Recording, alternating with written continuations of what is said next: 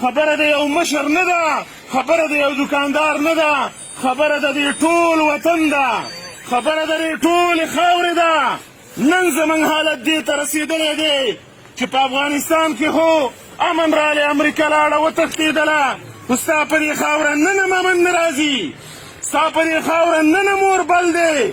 دا تمې مه کوه چې په افغانستان کې قلاري راله او دلته به قلاري راشي. نه دې پرېږدي قلارۍ ته، نه پرېږدي چې خلک دا وطن خاموشۍ ته د یو بل جنګ دپاره تیاری روان دی. زما او ستا خاوره پکې بیا سېزل غواړي.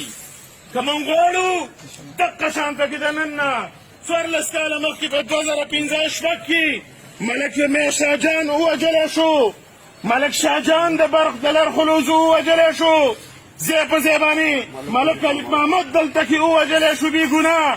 هر یوه به خندا کوله، چا به ویل جاسوس دی، چا به ویل دا د حکومت وفادار دی، چا به ویل دا په نیشنل پارټۍ کې دا ځکه پرې راډز وشو. دا یاد ساتئ، دا یاد ساتئ. د دې خاورې خبره که څوک هم کوي، که هغه د نیشنل پارټۍ دی، که هغه د جماعت اسلامي دی، که هغه د مسلم لیگ دی، که هغه د جمعیت علما اسلام دی، که هغه یو بل ولسي مشر دی، هغه په دې خاوره باندې نه پرېږدي په دې باندې غوږونه کلاو کوي، نه پرېږدي دا خلک. موږ له څه پکار دي؟ آیا موږ به هغه شان کوو چې څنګه هم د نن نه 12 کاله وړاندې کډې په سر کړلي، د زلوزه او د کچکړې کیمونو ته ورسېدلو، زنانو پیغلې هم سرتورې شوي، هغه حالت ته تیارې وئ؟ تیارې وئ هغه حالت ته؟ نه یې تیار دغه حالت ته.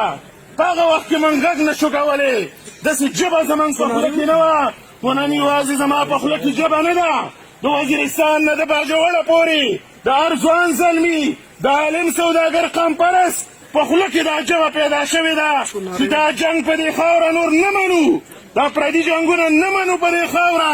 دلته موږ امن غواړو، قلاري غواړو، خوشحالي غواړو، تجارت غواړو. ذمہوار هم څوک دی؟ د علي صاحب وینا دا ده، یہ جو نامعلوم ہے یہ اپنی معلوم ہے، نامعلوم ہے یہ اپنی معلوم ہے، نامعلوم ہے یہ اپنی معلوم ہے. مولانا صاحب خبره وکړه وایي نامعلوم دی، ملنګ جان هم وایي نامعلوم دی، موږ ته معلوم دی. دا سړی څوک دی دا نامعلومه؟ 2 لکه پښتانه ووژل او موږ بیا هم وایي نامعلوم دی. هلکه دا نامعلوم دی؟ نه نامعلوم نه دی نامعلوم. دا سړی څوک دی؟ زورور دی. هغه د سمسیرې ټوکه ده، ویل ښه دې پېژنم چې سمسیرې، خو د یېرې نه ده ته بزرګه بزرګه ویمه، ښه دې پېژنو چې امتي دا ریاست ذمہوار دی، دا ریاست د پښتنو قاتل جوړ شوی دی. د دې ریاست علامتونه زموږ د دې خاورې د قتل سبب ګرځېدلی دی. د علي صاحب وینا دا ده چې د کم مقتول قاتل معلوم نه وي، چې د کم مقتول قاتل معلوم نه وي، د وا حکمران او ریاست د هغې قاتل دی. دا ریاست قاتل دی که نه دی؟ یہ جو دہشت گردی ہے اس کی پیچھے وردی ہے، یہ جو دہشت گردی ہے اس کی پیچھے وردی ہے، یہ جو دہشت گردی ہے اس کی پیچھے وردی ہے. ګرانو عزتمندو، د نن نه 2 کاله وړاندې موږ فریاد په دې باندې کوو، د کمانګرې په سر کې یو فوزي ووژلی شو. فوزي زمونږ ورور دی، دا دې واوري هر څوک. قاصدار زمونږ ورور دی. په دې خاوره کې یو هندو غیر مسلم زمونږ صدیری هم موږ د هغه لپاره امن غواړو. د خدای پیغمبر وایي من قتل معاهدا لم یرح رایحة الجنه. کوم سړي چې هغه کافر ووژلی چې د مسلمانانو په ملک کې اوسېدلو، د جنت بوی په هغه باندې حرام دی. د اسلام معنی سره سلامتي ده، د اسلام معنی امن ده، د مسلمان دپاره نه، یوازې د پښتون دپاره نه، د ټول انسانیت دپاره د امن خبره ده. کله چې د یو سړی ووژلی شي، نو د شپې په کورونو باندې چاپې والی کېږي، وایي زما سړی مړ شو، دغه سړی هم زموږ سړی دی، پرې موږ خفه یي. خو سوال زموږ دا دی، پوښتنه زموږ دا ده چې 14 کاله په دې خاوره زموږ مشران ووژلی شو. پرون دغه قاري الیاس اخري نه دی، د دې نه پس به نور هم وژلی کېږي، د دې نه پس به دا سلسله نور هم پکارېږي. خو یو سوال درته کوو چې یېره د زړه نه وغورځوئ. که یوازې یو کس خبره کوي، هغه کس به درنه وژلی کېږي. که تاسو ټولو خبره شروع کړه، ټولو غږ شروع کړو، نو قام څوک نشي وژلی، د قامونو مړي څوک نشي پورته کولی. سل را پکې مړه به شي، زر به را پکې مړه شي، 10 کروړه دا پښتانه دي، څوک به په منځ کې الله تکبیر، الله تکبیر، الله هغه ځنه غږ نه راخېږي. ګوره تکبیر،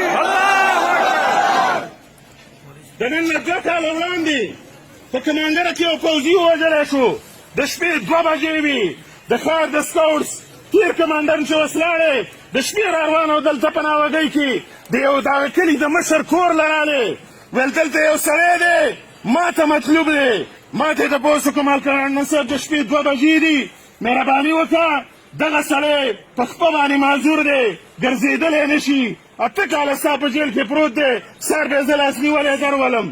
په هغه نیمه شپه باندې هغه سړی دا کوره بوتللو، دقه د ایف سي کمانډن بوتللو، 2م کال دی نن هم اوس هغه د جانزیب په نامه باندې د برې کمانګرې په نامه باندې یو غریب مظلوم پروت دی. بېګناه خلک خو دې په جیلونو کې راسته کړله، خو چې کم مجرمان دي او ته ورسه میلاوي، تی ذمهوارې ستا تنخواګانې زموږ په ټکسونو باندې دي، په دې پاټکونو باندې داسې خلک مه شرموه. 14 کاله وشو د کوم ځای نه رالی او کوم ځای ته روان یې، په 14 کاله کې موږ د دې جواب پیدا نه کړو چې د کوم ځای نه رالم او کوم ځای ته روان یې. یہ جو دہشتگردی ہے اس کی پیچھے ورزی ہے، څوک هم نه ولدي، که ولدي موږ به ولدي. اس کی پیچھے ورزی ہے، جو دہشتگردی ہے اس کی پیچھے ورزی ہے. ګرانو عزتمندو، پرونۍ چې کومه واقع شوې ده خبرې ډېرې دي، خو لنډه تاسو ته ویل غواړو چې دا زموږ د دې ټول وطن مسله ده.